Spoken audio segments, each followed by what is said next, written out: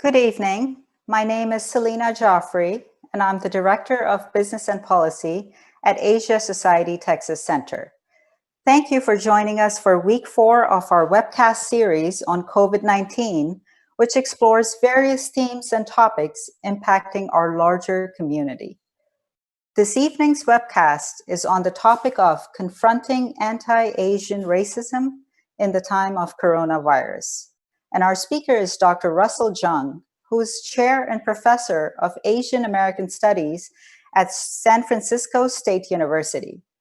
In 1969, San Francisco State University was one of the first U.S. universities to create an Asian American Studies program.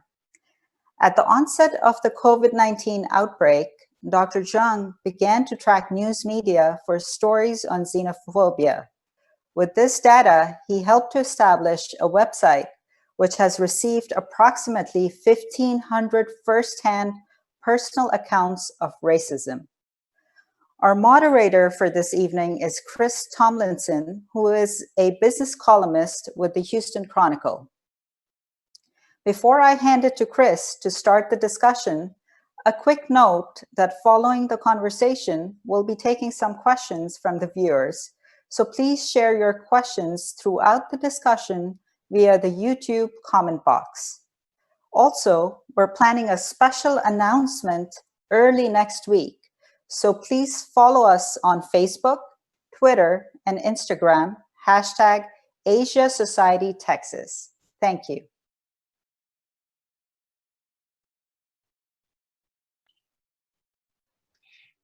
Selena, it's really my pleasure to be here with Dr. Jung, and I can't imagine a more important topic.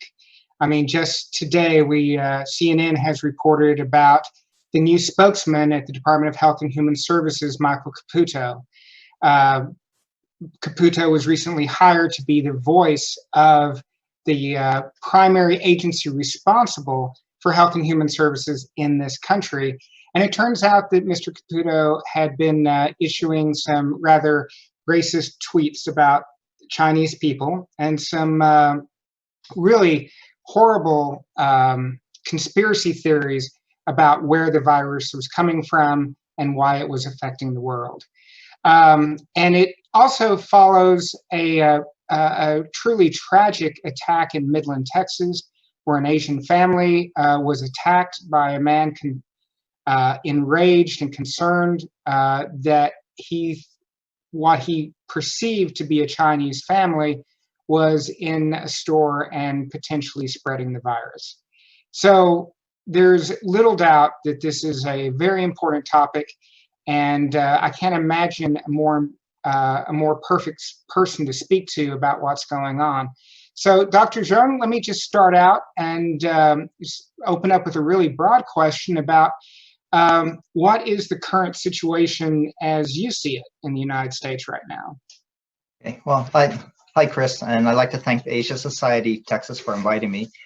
You know, the situation here in the United States is dire. It's we started a Stop AAPI Hate Tracking Center just a month ago, and already, like Selena said, we've received over 1,500 firsthand accounts of racism that include verbal assault and shunning, but those aren't just microaggressions. They're virulent, hate-filled racial slurs yelled at people, often with children and elderly present. There are civil rights violations where people get mistreated at the workplace, and they've risen to the level of physical assault. And a lot of times, this physical assault includes being spat upon and coughed at. So a real dehumanizing treatment of others that related to this disease. 90% of Asian Americans now fear racial bias, fear the stigmatization, and we've had reports from 45 states already without really even advertising. So this is just a tip of the iceberg of what I think is going on in the United States, that this anti-Asian, the racial profiling of us is pervasive and virulent now. And is it primarily in the United States, or are you also seeing this? Or I imagine you're reporting your website is concentrated on incidents within the United States. But is this a global problem? Is this happening anywhere else? Yeah, it is a global phenomenon. Our first study to document what was going on is we looked at news accounts globally, and we found similar cases of Chinese being banned from establishments. A man in Australia passed away because of a heart attack, and the bystanders wouldn't help him because they feared the coronavirus. There are hate crimes reported in England. And so even on our site, which was primarily based for California, we've gotten several accounts from international respondents. And I think it's important that we, take a step back a little bit and let's talk about where this is coming from, where the racism is coming from within these individuals. When I was working on a book that took a look at racism, and I was surprised to learn, both through my interviews with racist people and also from clinical studies, that a lot of these feelings of rage are coming from almost an uncontrollable place. And that some of these people don't, this isn't necessarily a cognizant thing. Can you speak a little bit to what we know about these kinds of racist instincts or the neuroscience behind it? Yeah, that's a really good question. I think there is a neuroscience and an explanation of why people are racially profiling Asians now. And oftentimes it's not intentionally racist, it is racialized. So I'd like to explain what's happening. Initially with a virus, it's just a virus, but because it comes from China and its sources from China, and because politicians have connected the virus to China often, people began to associate the virus with a place and then also with a people. When media representations reinforce that connection between China and the virus, our chemicals actually reinforce our neurons to remember the virus in association with the place. So again, the use of the term China virus or Chinese virus would help people cognitively associate those two terms. As we develop a schema, we make automatic assumptions that a Chinese person may be more likely to be having the virus. And if you think of the virus, you automatically think of Chinese people in masks. And that automatic assumption that becomes an implicit bias over time that gets reinforced by media images and political rhetoric. So that when people feel threatened, what happens is they don't stop and think, oh, there's a Chinese person with a mask. Why are they wearing it? They make an automatic reaction to flight or fight mode. So what's happening to a lot of Asian Americans is people are fleeing us, they're shunning.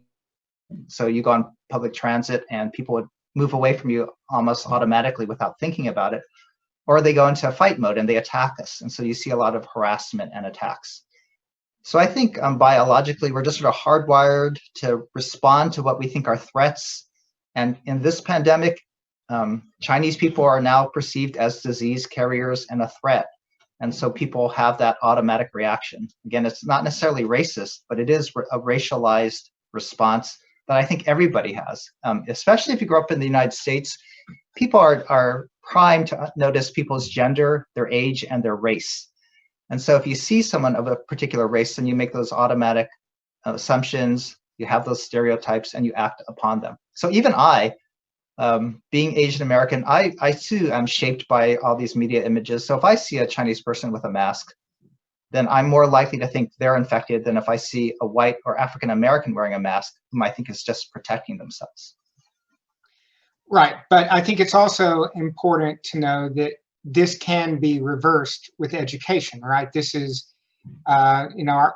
the lizard part of our brain may be where it emanates from, but our frontal lobe is where we learn to discern who to fear and who not to fear, right? We can unlearn this. Yeah, and that's what we need to do is we have these implicit biases where we make automatic assumptions, and what we have to do is check our biases, right? And we got to let our frontal cortex, our executive decision making take place. And instead of reacting out of emotion, we have to learn how to stop and pause and empathize. And so what's happening is that people aren't empathizing, aren't thinking, but rather reacting based on this association. And there's a long history of this, right? I mean, we had Jewish people who were associated with the plague. We had Irish immigrants associated with typhoid. So, it's historically, this is not anything new either. Right. So combining the political rhetoric with the media representations of the Chinese virus, we also have a key factor is that America and the West have always had a historic yellow peril stereotype. And that stereotype is a fear of the East coming to dominate the West with their nameless, faceless hordes, and they could take over, especially by invading with their diseases. So in the 19th century in the United States, there were a lot of media images and legislation against Chinese because they were seen as being carriers of smallpox, malaria, leprosy. And that was actually the basis of the Chinese Exclusion Act in 1882. In another case, when the bubonic plague came to the United States, again, it was associated with Chinese, and so that disease got racialized, and therefore policies were created that really hurt Chinese in America. For example, health officials burned down Honolulu Chinatown, which actually left 7,000 people homeless, but spread the rats who actually had the disease. In San Francisco Chinatown, they actually quarantined the neighborhood, and they let whites leave, but they kept the Chinese there to get sick. And they were quarantined there with barbed wire and ropes for days until Chinese protested enough. So, throughout history, whenever there's been an epidemic, that disease has been used to racialize Chinese people as disease-ridden and to racialize the disease. And then policies were created to exclude or detain or quarantine Chinese. And that's what's happening today. You have a pandemic, and now we're seeing policies enacted against immigrants. You're seeing immigrants being racialized as being disease carriers and outside threats, and the disease is being racialized as associated with particular groups of people. But it's also important to recognize that there's also a geopolitical issue overlaying all of this. The Chinese government has behaved in ways that I think are deserving of criticism, particularly how they handled the early indications that there was a problem, how they influenced the WHO. And I think that's where we see our politicians getting in a bind, is because they feel a need to criticize the government, and that's blending into blaming people for the virus. Right. That's my great fear, and that's exactly what's happening. As I said, I think political rhetoric is shaping how we think about the disease, and then creating scapegoats, and so that a lot of anger is now being deflected from administrations or the government and placed onto the people. And now, with the presidential campaign election issue being US-China relations, and both parties wanting to not be seen as weak on China, I think the China bashing will continue, but that will actually then lead to people blaming Chinese people for the disease and the pandemic, and then blaming Chinese people in the US. And then because people don't know the difference between Chinese people and other East Asian looking people, then other Asian Americans are also scapegoated and targeted. So this China bashing really has long-term life or death consequences for Asians in the United States, for various reasons. And I'm really concerned about how the US government is portraying China, and then eventually how Chinese people are being portrayed. Let me give you just two quick examples of why I think it's life or death. Right now, more than ever, the US needs support from China in terms of getting personal protection equipment, masks, ventilators, even expertise. So my wife's a doctor. She'll be on the front lines fighting the COVID-19, and she needs these protective gears from China in order just to be able to take care of Americans. If she doesn't get these masks, she's at risk. So her life is at risk because we're building walls instead of developing pandemic global cooperation. The other people who lies are at risk are 10 to 20% of our cases from the Stop AAPI Hate Center are cases of physical assault, right? You spoke about the Midland, Texas family that were stabbed. They could have easily died.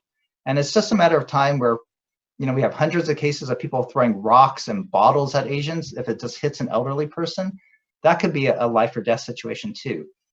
So I'm arguing that US-China relations and China bashing has life or death consequences now for people in the United States who are fighting the pandemic or who are innocent bystanders. So we have to really watch how we use political rhetoric, how we criticize different governments, and how we view other people. Well, let me ask about that, because as a columnist and who writes about economics and particularly international trade, in the past I've been highly critical of the Chinese government. And I had one person accuse me of using yellow peril language in my criticisms of a communist government that I think has expansionist intentions. So, I guess on my behalf, I'm asking, how can I be critical of a government's policy and not risk stoking the kind of hatred that is obviously destructive to this country and to Asian families in particular? Yeah, that's the difficult fine line I think a lot of us have to thread, is that we have the right to criticize other governments and to critique policies, but then to differentiate that those policies and those governments don't necessarily reflect on the people or Asians in the United States. And for me, I think it's just more appropriate for me as an American to be able to criticize the American government than for me as an American to criticize the Chinese government, right? After all, I could hold my government accountable. I could vote my government in or out. They're my representatives. So I just feel more morally compelled to actually criticize and challenge my own government rather than focusing a lot on another government. When we need to deal with this pandemic, right? Rather than trying to find blame or scapegoats, I think that the administration really needs to handle the pandemic with science and good policies rather than always trying to scapegoat or deflect blame. Well, right, and that's where language becomes incredibly important, right? That we don't call it the Wuhan virus or the Chinese virus. How do you suggest that we talk about this? What language do you think is best? Well, our own CDC said to use the appropriate terms. We already have a term for it. We call it COVID-19. You could also call it the coronavirus. And so I think it's pretty easy to use a scientific term rather than a place-based term that stigmatizes a people and puts people at risk. And actually, not only does it stigmatize people, but again, people are getting physically attacked, assaulted, and vilified for it. And so why use a term that is so racist and dehumanizing? Well, and I think that's right. But also, we don't have a scientist here, so I'm going to throw them under the bus, because they were naming viruses after places, right? We had the Middle Eastern Respiratory Syndrome, MERS. Ebola is a virus named after the place where it was initially found. So there's the scientists. We can blame them a little bit, right?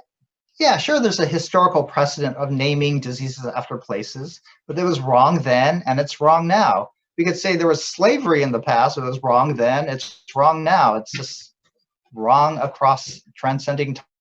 So, use scientific terms. Don't blame people or places for diseases. The disease doesn't discriminate. CDC says the number one myth that they need to dispel is that this disease is Chinese based. Another consequence is if people think it's a Chinese virus and there are no Chinese people around, they're not likely to get the disease. And I know one elected official in the US actually said that, oh, we're not going to get the coronavirus. We don't have any Chinese people here. And of course, what happens? They're more likely to get disease because they're not aware of who's susceptible, who's at risk. Well, I'm going to take a minute to let our viewers know that we are taking questions. And in about 10 minutes, I'm going to start relaying those questions to Dr. Zhang. In the meantime, Doctor, what can we do to combat this? Yeah, as I said, I think there are two major or maybe three levels. One is on the political level of really denouncing inflammatory rhetoric that I think doesn't really help address the situation or help the pandemic to its control, but rather, like we said, use scientific terms rather than vilifying a people or a place. In terms of media, I think Asian Americans, I said that history is repeating itself, that with pandemics comes the racialization of the disease and policies that hurt Asian Americans. Throughout history, Asian Americans have also resisted and combated the discrimination they faced. So we talked about the Chinese Exclusion Act. Right after the Chinese Exclusion Act was passed, Chinese boycotted American goods. Chinese filed 10,000 appeals to that case. And Chinese actually engaged in mass civil disobedience. And so in this time, I see the community, again, organizing and resisting racism on both the political level and also on the level of media. So we're using a lot of hashtag movements. We're using a lot of our celebrities are standing up and combating this racism. So I think on both the political level and the media level, I think Asian Americans are challenging a lot of the depictions of the disease and the hate directed towards them. On the community level, you see Chinatowns sort of holding rallies to drum up business and to resist racism. And you see a lot of community organizations, creating efforts to help frontline healthcare professionals. So in a lot of ways, I think we're all resisting and trying to chip in. What non-Asians can do is to be bystanders who intervene. And so if you witness any harassment, you could actually check in with the impacted individual and ask how they're doing. You don't want to give voice or engage with a perpetrator because that just gives them opportunity to share their point of view or to give some more voice. So instead, you want to help the impacted individual and sort of see if they need to get out of the situation safely.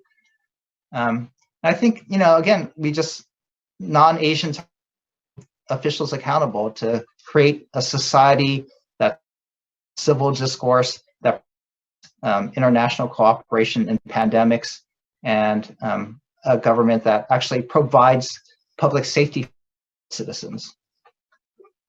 Well, and I would like to add that, as a non-Asian and someone who witnessed anti-Muslim discrimination and in years past following the 9/11 attacks, is that we also have an obligation to speak up in private when someone uses language that is inappropriate, when they use terms like Chinese virus. We have to educate those around us and let them know when they're doing something that is unacceptable. Right. Because, it's many times it's these private conversations where this hatred and bigotry spreads like a virus. And we have to do something to stop that. Yeah, actually, the 9/11 parallel is really good. The scapegoating and the attack on the Muslim community and people who looked Muslim, right? And so after 9/11, people who looked Muslim maybe had turbans or beards. Arab people, South Asian people, they were profiled as terrorists looking, and they were attacked. And you saw hate crimes soar after. There were also a lot of policies enacted that were really discriminatory against these groups. And so and that's exactly what's happening today. If Asians are wearing a face mask, that object becomes racialized, and we're more likely to be profiled as being disease carriers, and we're getting attacked. we are seeing policies being enacted like the immigrant ban, and the disease being used as an excuse to ban immigration. And so there are really eerie parallels between this and 9/11. And what's actually worse now is that we have social media today and the internet spreading racist posts and memes quicker. And so like we talked about, the neuro getting bombarded, especially youth, with thousands of images about the Chinese virus. And that leads to more, again, of the hardwiring and the chemicals of the idea of that association. And so again, said, if you have interpersonal interactions with, say, racist things, or you see racist posts, it's everybody's responsibility to challenge those kinds of images. Well, and I think one way to do that is to remind people that we are all equally threatened by this virus, right? It does not have any sense, it does not recognize borders, it does not recognize ethnicity.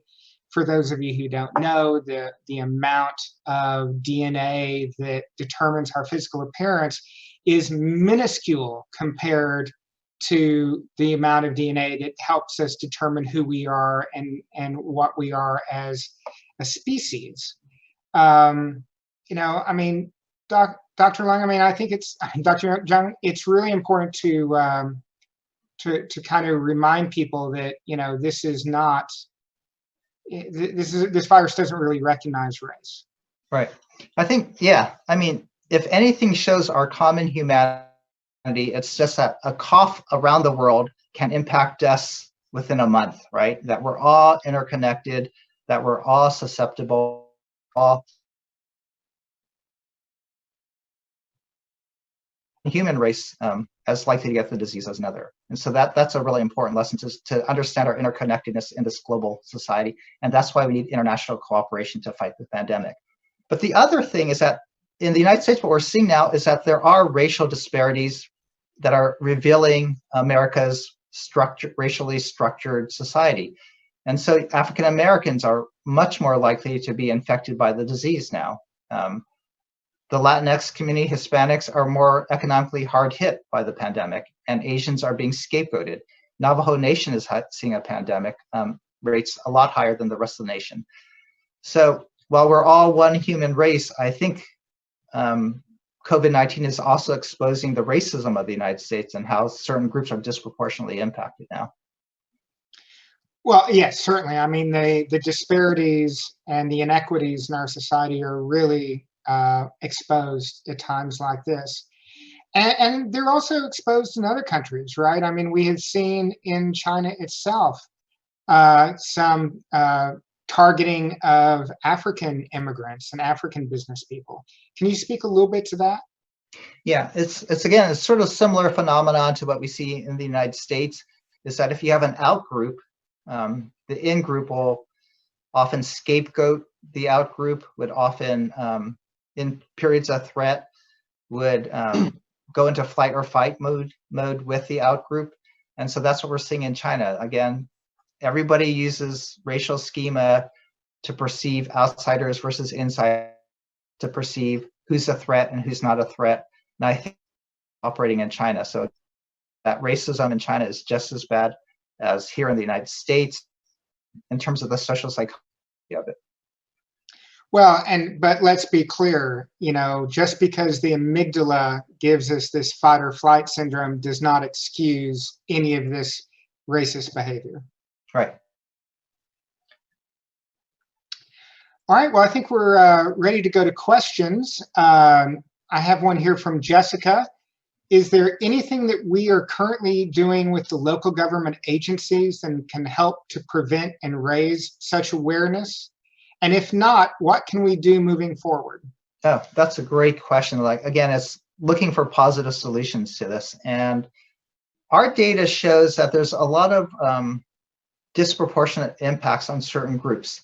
So initially, children and youth were getting bullied a lot in the schoolyard or being picked and harassed. And so I think Asian Americans are, especially our youth, are beginning to perceive themselves the way others perceive them. So if others perceive them as threats, as disease carriers, as stigmatized, then Asian kids, receive that input and they may want to shun their Asianness too, right? So if others are shunning them for being Asian, they'll want to shun their own Asianness. And so then that leads to higher anxiety, greater rates of depression. And so what I think for the youth is that we need better anti-bullying curriculum, even ethnic studies, which is what I teach in the K through 12 range. We see a lot of hate crimes, right? The coughing and spitting constitutes assault, and then people are getting pushed and shoved. So we need better enforcement of hate crimes.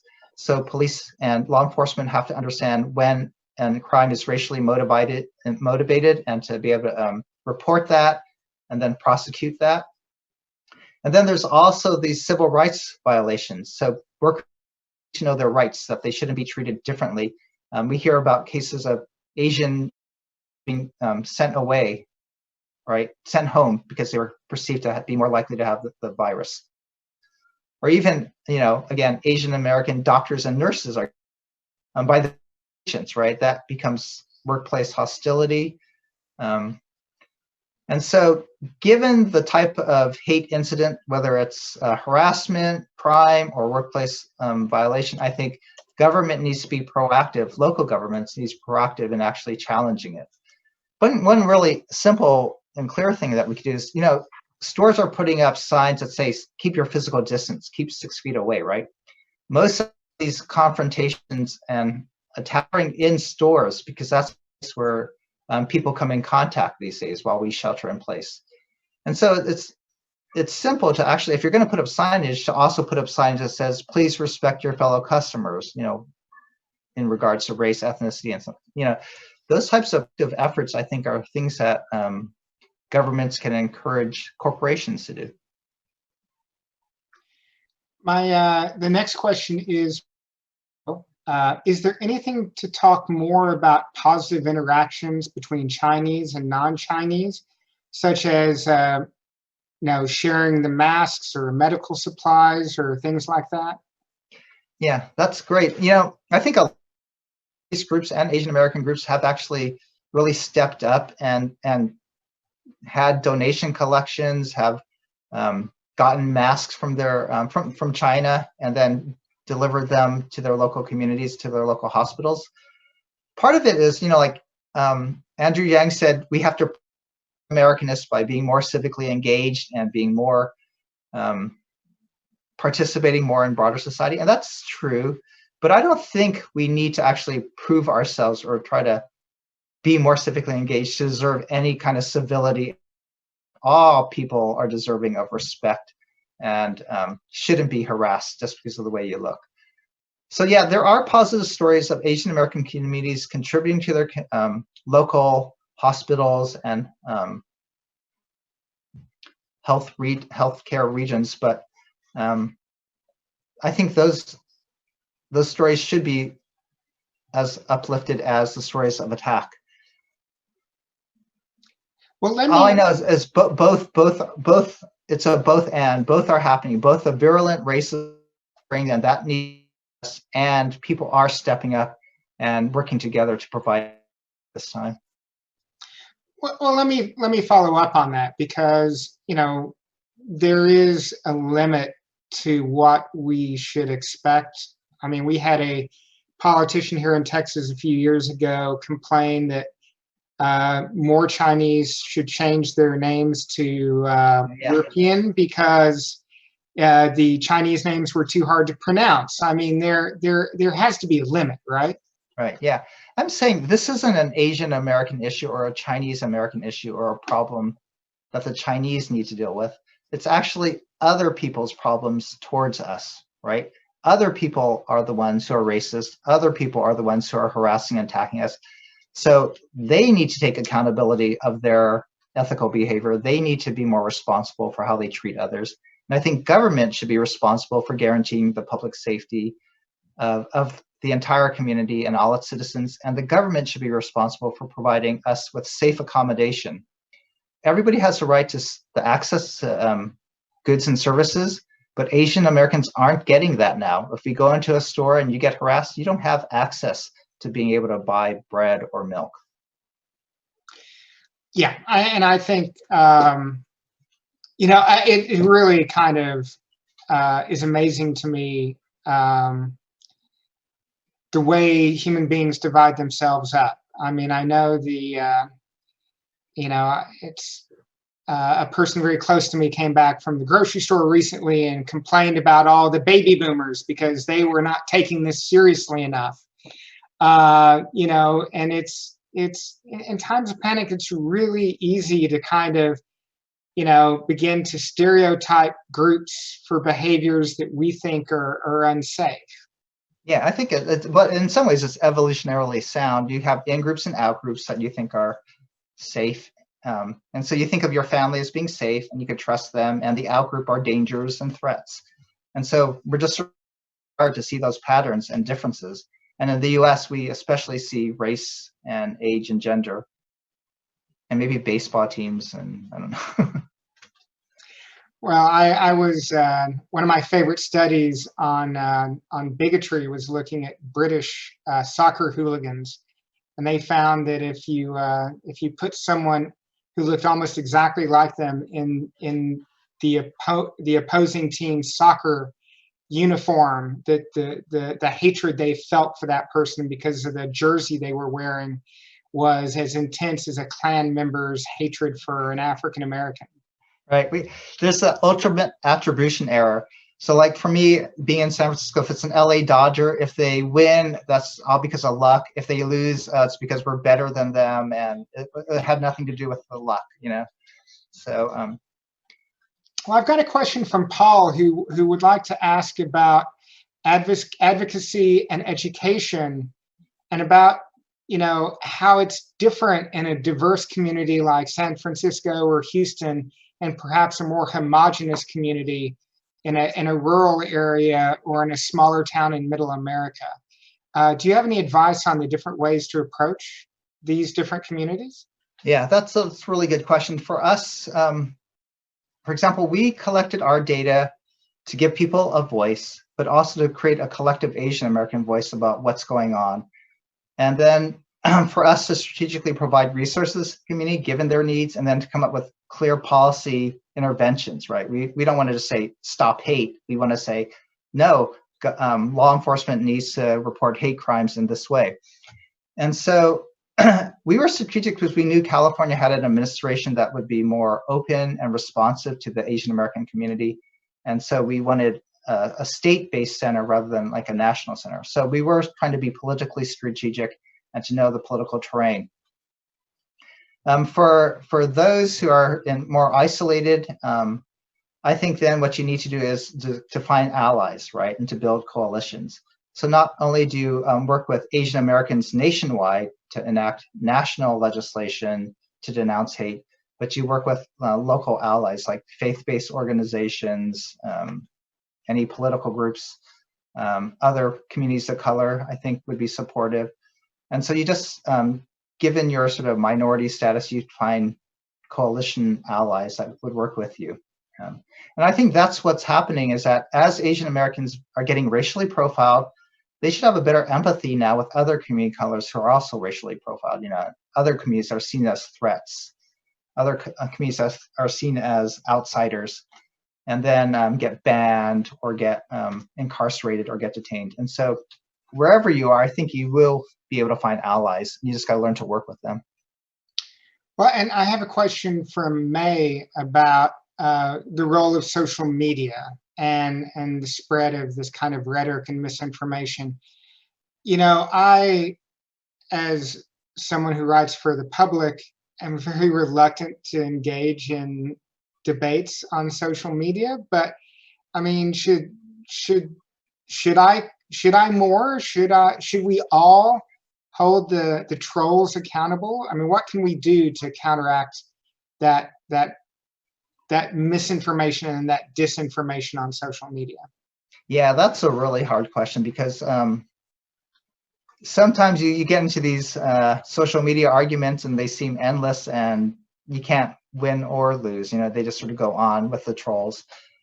They have found that the term Chinese virus went up 900% after the president began to use it. So again, these terms, words matter, they circulate, and the more they circulate, the more they hardwire your brain to think in a certain way. So it's clear social media is having, and how do we intervene and to stop racist posts, I think is really, really difficult. I know groups are tracking white supremacist groups, and their use of the term China virus plus other corresponding hate speech and sort of strategies to attack ethnic communities have also increased.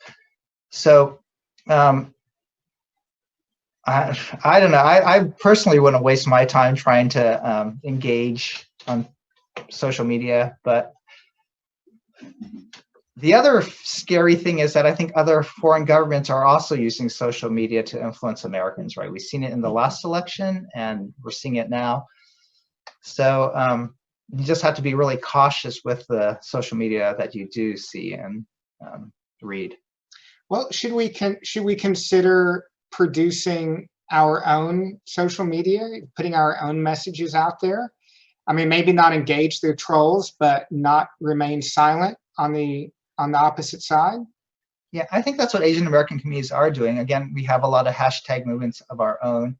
We're creating our own sort of media and YouTube messaging. So I think that's happening. And then youth are doing it just on their own, seems like a lot. So. Well, and I have a related question from Jenny, who asks, as an ally, how can we have these difficult conversations about racism without people shutting down on us? And I assume she's referring to conversations within our own communities, perhaps with our crazy uncle of a certain age, or someone like that. Yeah, that's sort of like talking politics or religion during Thanksgiving with family members who have ideas opposite of yours. And so race and racial issues are sort of similar. They're hot topics, again, that are hardwired in our brain, and we immediately get out of that frontal cortex mode and start thinking in terms of threats and flight or fight. So I think in some ways, like you said, we need better education to understand what's happening. But I think if you could speak to people's hearts, is another way to change people's thinking, rather than trying to, challenge them with a lot of facts, but maybe sharing stories and narratives and music and poetry of different people, just to help people empathize with others on that human level, on the heart level. So for me, when I teach, I know I have to teach both the heart and the head, and the students remember the heart lessons a lot better than any of my head lessons. Well, that's been my experience as well. My book, give it a little plug, it's 5 years old. Tomlinson Hill was about my family's slaveholding history. And I spent a lot of time with people who were racist and acknowledged racists, and some of whom were struggling to try to change, right? And trying to see the world in a different way. And it's not easy for them. And I think one of the, as counterintuitive as it may sound sometimes, if it's someone you care about, demonstrating some compassion and kindness and gentleness in trying to steer that big oil tanker, rather than try to make it shift all at once, just try to shift it slowly. I find that's helpful, and especially if I never say I told you so when they do change their mind. Yeah. Am I being a wimp? No, I think it's actually sort of like having an argument with anybody. You don't want to have an argument. You want to use I statements where you sort of say, well, this is my experience. And when you use that type of language, this is how I feel. And this is how I know it's hurt my friends. And again, you hit the heart level and talk about your own personal experience. It's sort of hard for someone to challenge your own personal experience, and and it helps them empathize better your emotional response to racism or how I would respond to racism. So I hope that helps, is to share, and that's why we got personal firsthand accounts, because I think they're really powerful for people to hear and to share of how real people are being impacted by this larger scale, racism. Well, and so much of this can be formed in childhood, and and this is what children do. They build these schemas to understand the world around them. And so Stephanie is asking, as a parent, what's the best approach for having these conversations with our kids who are thinking, oh, well, everyone's calling this the Chinese virus and there are Chinese kids in my school. Should I be afraid? All right. Yeah. How do you, well, you have to, first of all, as parents, you always model it, right? And you show, you teach by modeling to your kids not to fear those who are different from you, that you as a parent will interact and care for people of different groups, of different racial backgrounds.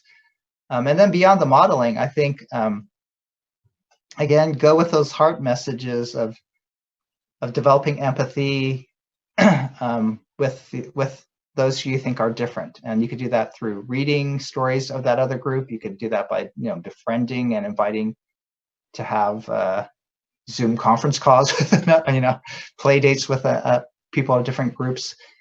And then also, I guess, you can try to empathize with the bullies and explore, why do you think people are bullying the outcast person? Why are they thinking this person is the other? And to try to break down and to empathize the fear and the anger that the bullies have, so that, again, we empathize both with the perpetrators and the impacted individuals. That's the whole idea of restorative justice. We don't want to vilify the bully. We don't want to victimize the impacted individual. We want to bring everybody together in a community where we could understand each other. Well, and hold on.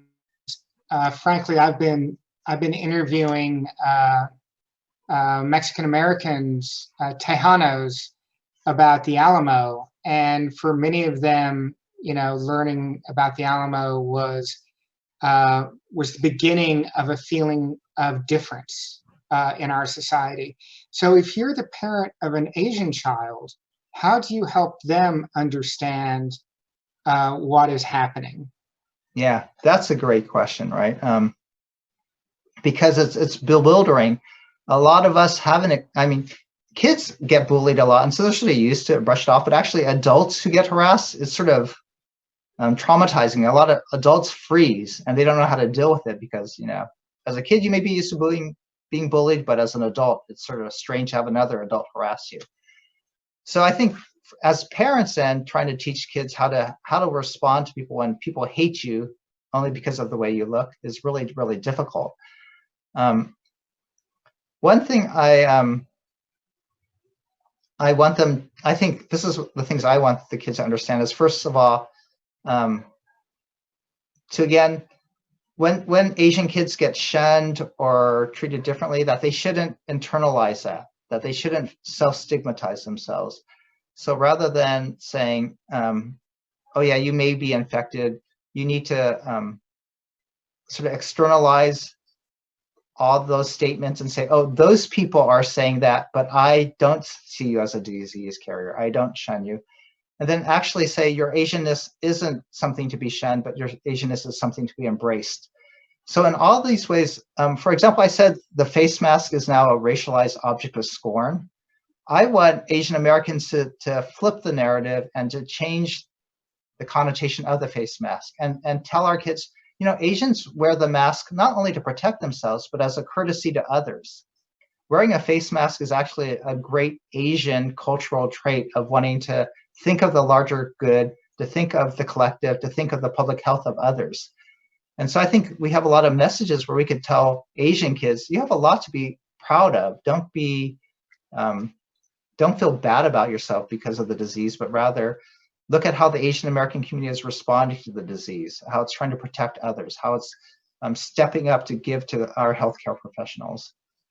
So I would advise parents, again, just like I would advise non-Asian parents, you got to model to your kids a sense of self-respect and pride in your own background. You know, I lived in Japan 35 years ago, and as a 19-year-old, I would see people wearing the masks in public to protect everyone else. And I was like, why don't we do that everywhere? And that was long before COVID-19. Dr. Zhang, I want to thank you very much for a really fascinating conversation. And I hope our audience got a lot out of it. And to the audience, I want to say thank you for joining us. We're going to go ahead and wrap it up now. But, you know, please tune in again next Thursday at 7:30. For Central Time for Asia Society's weekly COVID-19 webcast. Next week, we'll have a different group, and they'll be talking about how COVID-19 will change the future of oil and gas, something that I wrote about in my column yesterday, which is in the Houston Chronicle, and I will continue to write about. And so the industry is facing an uncertain future. The oil prices went negative on Monday, which is its own thing, kind of silly. But it will have an impact on Houston and the Houston economy. And it's definitely something I recommend that everyone keep up on. So join us next week to hear about what that means for oil and gas and the future of Houston after the pandemic restrictions are long gone and we've all forgotten about them. To learn more about upcoming Asia Society webcasts, check out the website and hashtag Asia Society at Home. So thank you all very much and have a great evening and stay safe.